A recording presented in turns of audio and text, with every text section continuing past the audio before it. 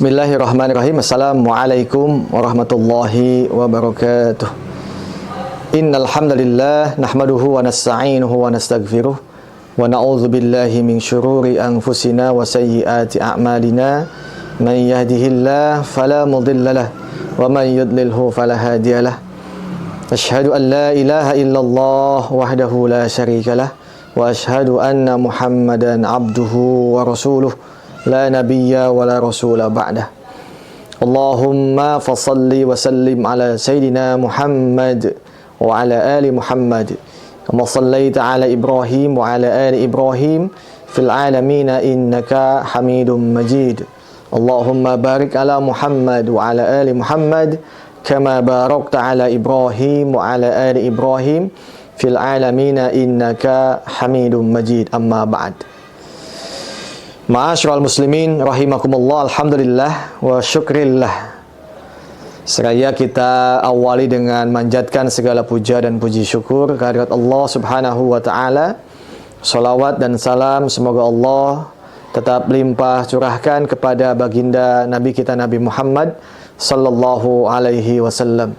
Tak lupa kepada segenap keluarganya, sahabatnya, tabi'in, tabi'it tabi'in, dan mudah-mudahan sampai kepada kita selaku umatnya yang senantiasa istiqomah menjalankan ajaran-ajarannya. Ma'asyiral muslimin rahimakumullah, ada dua dimensi dalam Islam itu yang menjadi dua sisi mata uang yang selalu menyatu dan tidak bisa dipisahkan. Quran selalu menyampaikan kepada kita dimensi yang dua ini terintegrasi dan tidak boleh dipisahkan. Contoh misalnya dimensi dunia dan dimensi akhirat. Agama ini bagaimana menghadirkan dimensi akhirat pada dunia. Itu adalah salah satu hal yang paling penting. Begitupun juga ketika kita bicara masalah Islam, maka Islam itu tidak bisa dilepaskan dari dimensi politik dan dimensi spiritual, ya. Jadi kalau memisahkan misalnya agama itu hanya spiritual tanpa politis, maka nanti agama ini hanya sebatas private begitu.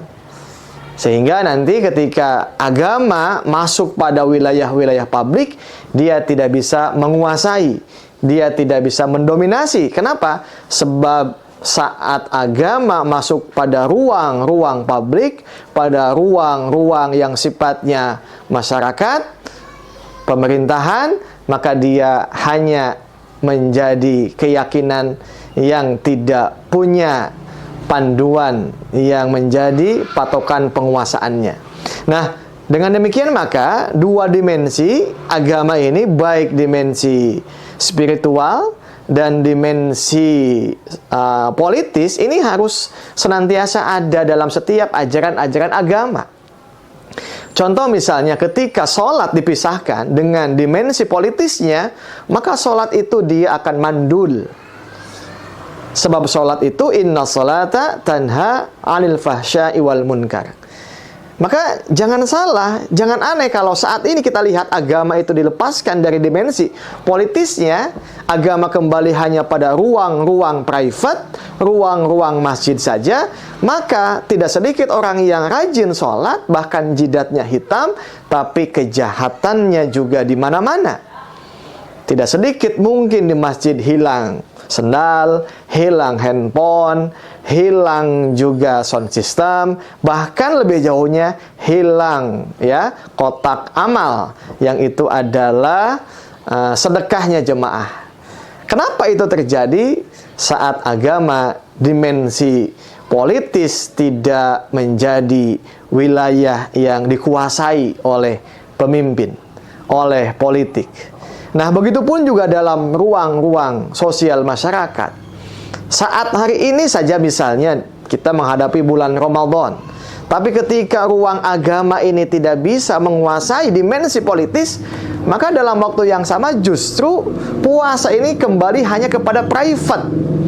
Orang puasa silahkan, tidak puasa tidak apa-apa. Kan bukan begitu mestinya.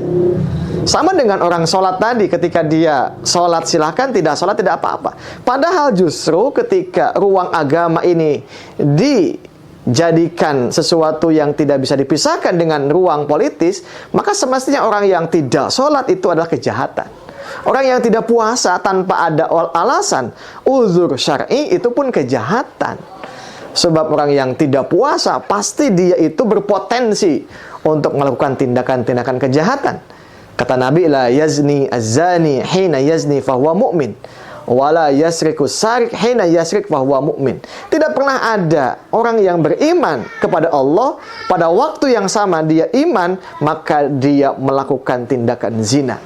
Begitupun juga ketika orang misalnya dia ngaku iman kepada Allah, dalam waktu yang sama tidak mungkin dia melakukan pencurian saat dia iman terikat dengan Allah Subhanahu wa ta'ala. Maka ketika dimensi-dimensi spiritual ini hilang saat ini tengah-tengah masyarakat, ekonomi tidak menggunakan agama, kemudian kepemimpinan tidak menggunakan agama, ngurus negara tidak menggunakan agama, ngurus politik tidak pakai agama, ideologi tidak pakai agama, kemudian juga keamanan tidak pakai agama, maka agama hanya ada pada ruang-ruang private yang dia tidak bisa menguasai ruang-ruang publik. Sehingga agama dan politik bagaikan air dan minyak yang tidak bisa menyatu. Itulah yang disebut dengan kehidupan sekularisme. Itulah kehidupan yang memisahkan agama dengan akhirat, memisahkan dunia dengan akhirat. Ini yang tidak boleh. Ini yang justru mesti kita jauhkan sejauh-jauhnya dalam konsep pemahaman seorang muslim.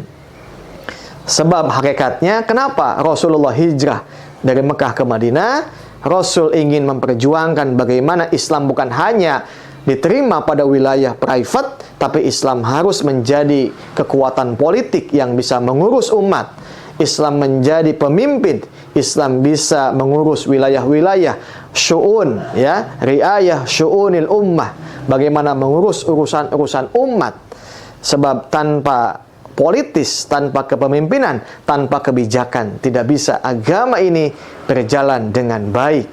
Kita saksikan beberapa saat di media sosial bagaimana masyarakat sulit mendapatkan gas LPG yang 3 kilo. Kita sering saksikan bagaimana kebijakan-kebijakan zalim yang diputuskan oleh penguasa saat BBM dinaikkan sepihak. Kita juga menyaksikan bagaimana ketika pajak dinaikkan 12%, padahal rakyat kecil menjerit. Ini imbasnya apa? Imbasnya masyarakat tidak mendapatkan ketenangan, tidak mendapatkan pangan, kebutuhan-kebutuhan pokoknya yang terjangkau. Apa? Ini menunjukkan akidah umat nantinya semakin jauh. Yang ada justru kejahatan-kejahatan. Bagaimana maraknya transaksi judi online, bagaimana maraknya transaksi pinjaman-pinjaman online, bagaimana riba bergentayangan di mana-mana. Itu semua pelakunya adalah notabene mereka yang beragama. Bahkan tidak sedikit, bahkan mayoritas mereka itu adalah KTP-nya, statusnya sebagai seorang muslim. Ma'asyiral muslimin rahimakumullah, lantas apa momentum puasa? Kalau kita bicara puasa, puasa itu sebetulnya adalah momentum bagaimana Allah ingin melucuti potensi-potensi ketuhanan yang dimiliki oleh manusia. Apa? Akal dan nafsu. Itu potensi, ya, yang selalu membajak, yang selalu mengganti, menggeser Allah. Sebab tidak ada makhluk ciptaan Allah yang paling berpotensi, ya, akan membajak Allah. Itulah yang namanya manusia. Maka puasa itu esensinya adalah bagaimana mengendalikan nafsu dan akalnya taat kepada syariat, taat kepada aturan Islam, taat kepada hukum Islam, taat kepada Allah yang menciptakan manusia sebagai khalik, dan manusia tetap menjadi makhluk. Maka supaya manusia tetap menjadi makhluk, Allah mengutus Nabi Muhammad menyampaikan aturan-aturannya sehingga manusia tetap menjadi makhluk. Manusia tetap diatur, bukan mengatur. Manusia tetap dikuasai oleh Allah, bukan menguasai akal dan nafsunya. Maka saat kondisi kehidupan sosial itu tidak diisi oleh dimensi-dimensi politik dan spiritual, maka kehidupan menjadi hampa. Ya, tidak sedikit korupsi terus berjalan di mana-mana. Kemudian uang rakyat ya diambil, termasuk juga kekayaan alam kita saksikan terus ya diambil, kemudian dikuasai oleh para kapitalis yang rakus mengambil hak-hak umat, hak-hak rakyat. Sebab Sebab pada waktu yang sama pemimpinnya tidak menjalankan agama sebagai wilayah politis tadi. Mereka bukan menjadi wakilnya Allah menjalankan agama ini, tapi menjadi wakilnya para pengusaha, wakilnya para oligarki yang itu jelas-jelas akan merusak negeri ini. Maka momentum puasa kali ini mudah-mudahan dimensi spiritual bukan hanya sebatas ada, bahkan juga pesan utama dimensi spiritual, dimensi sosial, dan dimensi politisnya itulah yang mesti ada pada pesan la'allakum tattaqun. La'allakum tattaqun, supaya kalian bertakwa adalah bagaimana menciptakan individu yang baik, pemimpin yang baik, sistem yang baik, dan masyarakat yang baik. Itulah baldatun thayyibatun wa rabbun ghafur. Mudah-mudahan pesan utama melalui ibadah Ramadan, ibadah saum, i'tikaf, infak, sedekah, zakat, itu semua adalah dimensi-dimensi private yang tentunya akan menjadi istimewa, menjadi hebat, menjadi keadilan, menjadi kemaslahatan saat dikuasai oleh dimensi politis. Hingga agama ini bukan hanya hampa pada ruang-ruang private, tapi agama menjadi kekuatan, agama menjadi kekuasaan, agama menjadi la izzata illa bil Islam. Tidak ada kemuliaan kecuali Islam. Itulah yang disimbolkan dengan kalimat tauhid, la ilaha illallah. Tidak ada Tuhan, la hukma illallah, la matluba illallah, la makhafata illallah.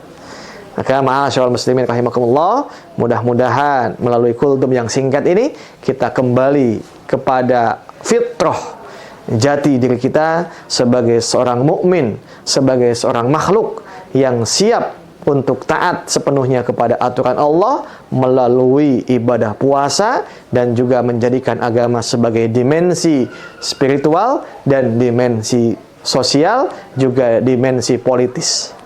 Itu saja mungkin yang dapat disampaikan. Mudah-mudahan kita semua bisa mengambil pelajaran dan tetap istiqomah dengan ketaatan kita kepada Allah lewat amaliyah di bulan Ramadan. Hadanallahu wa iyyakum ajmain. Subhanakallahumma bihamdika asyhadu an la ilaha illa anta astaghfiruka wa atubu ilaik. Hadanallahu wa iyyakum ajmain. Assalamualaikum warahmatullahi wabarakatuh.